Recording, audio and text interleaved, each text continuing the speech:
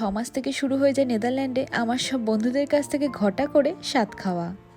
এরপরে আমার 7 মাসের প্রেগনেন্সিতে আবার আমরা গিয়েছিলাম বেবি মুনে, এবার গিয়েছিলাম নরওয়েতে। আসলে এখানকার রাস্তাঘাট, ওয়েদার, ট্রান্সপোর্ট সিস্টেম এত ভালো থাকাতে আমরা এত স্মুথলি ঘুরতে পেরেছিলাম এই সময়েও। এরপরে 8 মাসে এসে আমরা জেন্ডার রিভিল পার্টি করি, আর 9 মাসে গিয়ে খেয়েছিলাম বরের হাতে স্বাদ। তবে দুজনে মিলে এত কিছু রান্না করে এইসবের আয়োজন করেছিলাম।